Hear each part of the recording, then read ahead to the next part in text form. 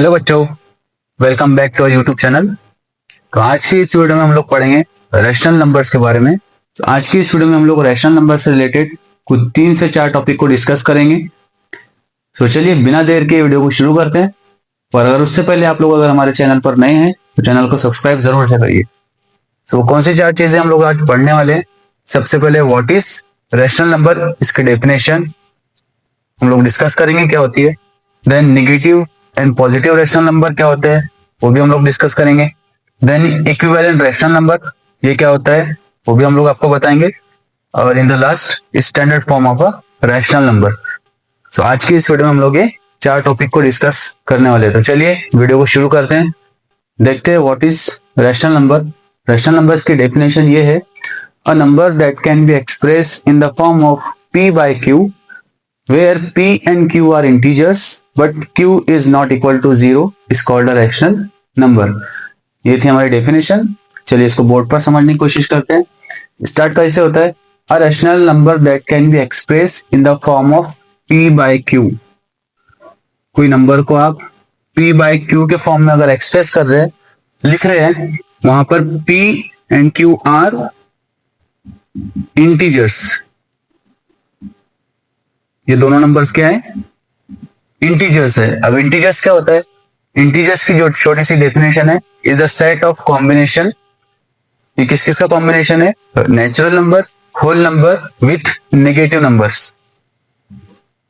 Natural number, whole number and negative numbers, ये तीनों के कॉम्बिनेशन को हम लोग इंटीजर्स कहते हैं। सो p एंड q ये हमने वेरिएबल लिए हैं, ठीक है। तो यहाँ पर कोई भी नंबर हो सकता है इंटीजर्स का, ठीक है। अब किसी नंबर को हम लोग p बाय q के फॉर्म में अगर एक्सप्रेस कर रहे हैं, सो उस नंबर को हम लोग रैशनल नंबर बोलेंगे। इसके साथ इसने क्या बोला था? बट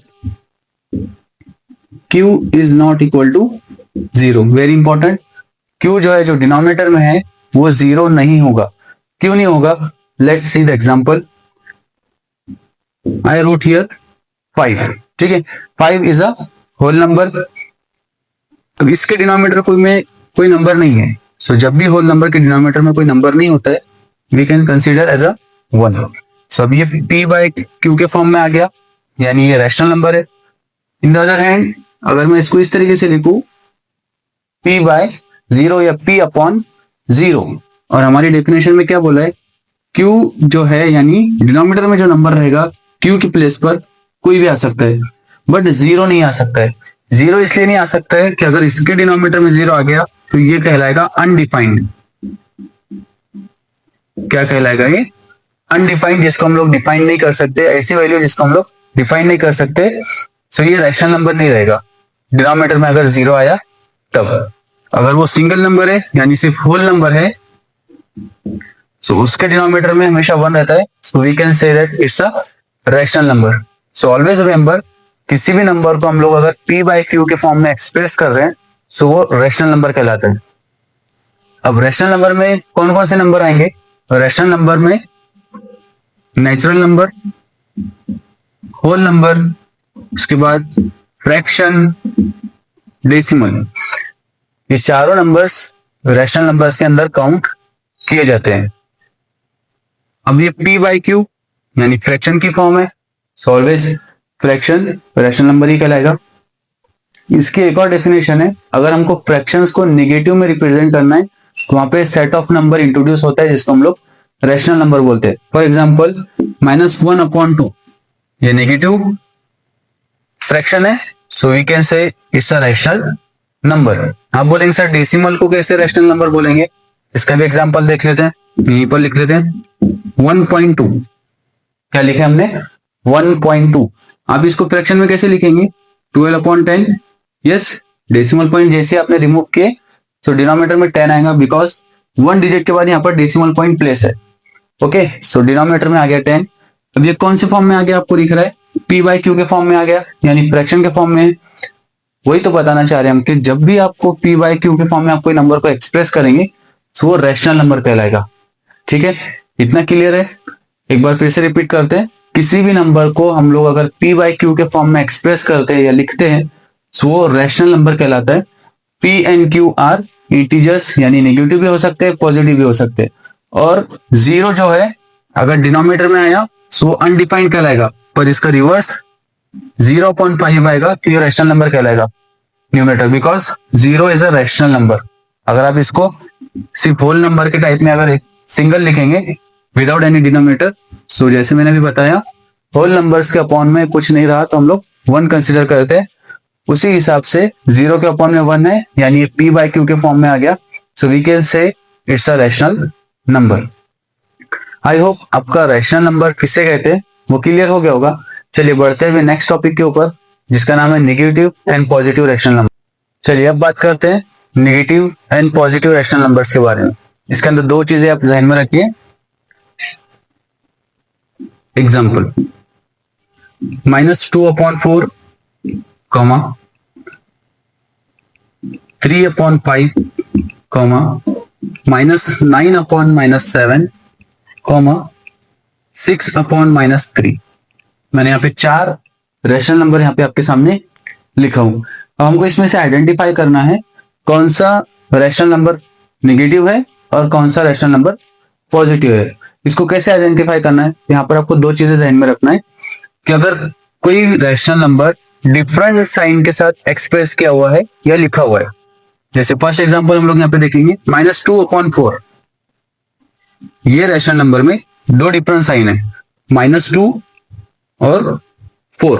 अब 4 कोई साइन के साथ नहीं है यानी ये पॉजिटिव 4 है, ठीक है। सो -2 का साइन अलग हो गया, +4 इसका साइन अलग हो गया। सो जब भी न्यूमरेटर और डिनोमिनेटर का साइन डिफरेंट होगा, साइन क्या चाहिए, डिफरेंट साइन होगा, तो हम लोग इसको बोलेंगे नेगेटिव रैशनल नंबर। आगे साइन में फिर से रिपीट करता हूं, साइन अगर न्यूमरेटर और डिनोमिनेटर का डिफरेंट रहा, डिफरेंट साइन वाले रैशनल नंबर को हम लोग नेगेटिव रैशनल नंबर बोलेंगे, सिंपल। सेकंड एग्जांपल पर बढ़ते, 3/5। यहां पर 3 भी जो है वो पॉजिटिव है और 5 भी पॉजिटिव है, यानी इनका दोनों का क्या साइन है, सेम साइन है, यानी पॉजिटिव साइन है दोनों का। ओके, सो सेम साइन जब भी रहेगा उसको हम लोग पॉजिटिव रैशनल नंबर बोलेंगे।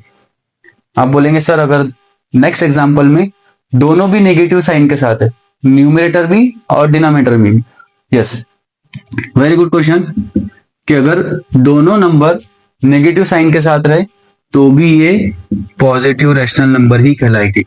ओके, सो अगर पॉजिटिव रैशनल नंबर वो प्लस साइन के साथ हो या नेगेटिव साइन यानी माइनस के साइन के साथ हो, न्यूमरेटर और डिनोमिनेटर दोनों की बात कर रहा हूं, ठीक है। सो इनको हम लोग पॉजिटिव रैशनल नंबर बोलेंगे। अब यहां पर देखिए 6/-3, यानी यहां पर भी क्या हो गया, साइन क्या हो गया, डिफरेंट हो गया, साइन हो गया हमारा डिफरेंट, एक है नेगेटिव और दूसरा है पॉजिटिव। सो डिफरेंट साइन वाले रैशनल नंबर्स को हम लोग नेगेटिव रैशनल नंबर बोलेंगे और सेम साइन वाले रैशनल नंबर्स को हम लोग पॉजिटिव रैशनल नंबर बोलेंगे, वो चाहे फिर न्यूमरेटर भी नेगेटिव में हो या डिनोमिनेटर भी नेगेटिव में हो। ये नेगेटिव नेगेटिव आपस में कट हो जाता है, सो हमको 9/7 जो है वो पॉजिटिव में मिलेगा, इसलिए ये पॉजिटिव रैशनल नंबर कहलाता है, ठीक है। आई होप आपका नेगेटिव और पॉजिटिव रैशनल नंबर भी क्लियर हो गया होगा। चलिए इक्विवेलेंट रैशनल नंबर को समझते हैं। इक्विवेलेंट रैशनल नंबर आप दो तरीके से फाइंड कर सकते हैं। एक होता है पहला मेथड बाय मल्टीप्लिकेशन,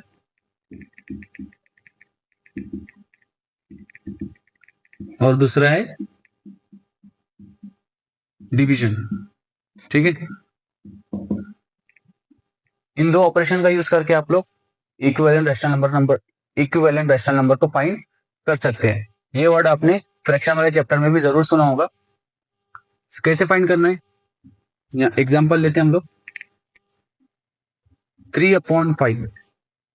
ध्यान से देखिएगा, 3/5 ये एक रैशनल नंबर है, पॉजिटिव रैशनल नंबर है। ओके, अब मुझे इसका इक्विवेलेंट रैशनल नंबर फाइंड करना है। अब मैं मल्टीप्लाई वाला मेथड यूज करूंगा या डिवीजन वाला ऑपरेशन यूज करूंगा, ठीक है।